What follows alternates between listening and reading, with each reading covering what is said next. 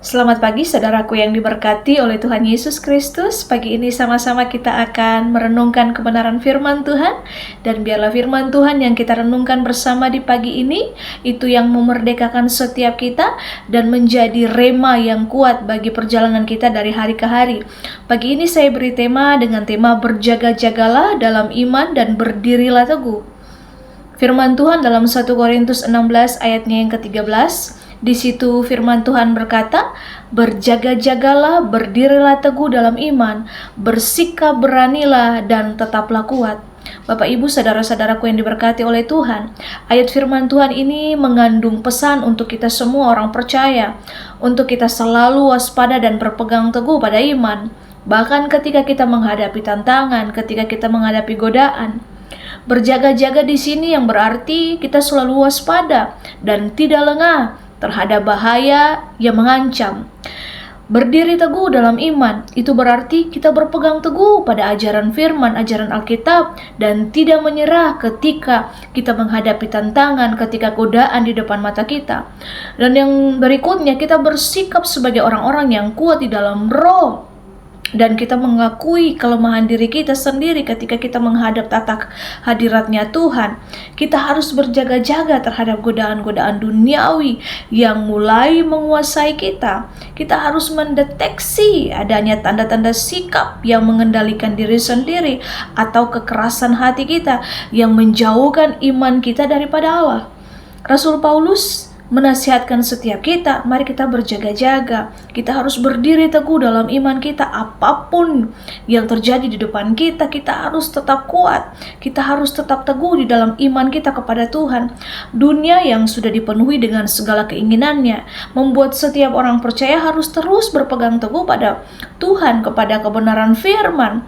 Tentu untuk kita menjaga hidup dalam Tuhan, menjaga konsisten hidup dalam jalannya Tuhan itu tidaklah mudah. Namun kita harus ingat bahwa Roh Kudus ada dalam setiap kita. Ingat bahwa hanya Roh Kudus yang dapat memampukan kita dan bukan dengan kekuatan diri kita sendiri. Roh Kuduslah yang akan menuntun kita. Dunia ini dipenuhi dengan berbagai macam godaan, tetapi kita harus terus berjaga-jaga dan kita harus terus konsisten dan tidak lengah terhadap bahaya yang mengancam.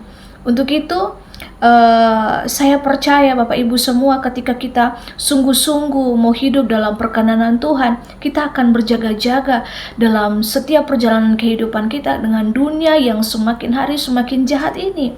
Karena mungkin saja kita lihat juga Adam dan Hawa, kita pun bisa terjerat seperti Adam dan Hawa. Mereka dipikat oleh hal-hal duniawi yang kelihatannya baik untuk dimakan. Mereka dipikat oleh buah yang kelihatannya tuh sedap. Lagi pula pohon itu menarik bagi Hawa dan Adam. Di situ dalam Kejadian 3 ayat 6b. Oleh sebab itu, mari kita sebagai orang percaya, kita sungguh-sungguh andalkan Tuhan untuk menuntun langkah-langkah kehidupan kita. Kita berjaga-jaga untuk apa? Kita terus berjalan di jalurnya Tuhan. Tidak ada manusia, Bapak Ibu saudara-saudara yang diberkati Tuhan, tidak ada manusia satupun yang kebal dengan dosa. Oleh sebab itu, kita harus selalu mendekatkan diri kepada Tuhan dengan kita berdoa, merenungkan firman Tuhan siang dan malam. Kita minta tuntunan Roh Kudus yang selalu menuntun perjalanan hidup kita, langkah kaki hidup kita dari hari ke hari. Karena hanya Tuhanlah yang akan terus menolong kita ketika kita dalam bahaya, ketika kita dalam tantangan. Hanya Tuhan tempat kita bersandar. Jangan lari dari hadapan Tuhan, tapi mari kita mendekat dengan Dia di tengah gelombang dunia yang penuh dengan kedahsyatan. Segala kejahatan demi kejahatan terjadi.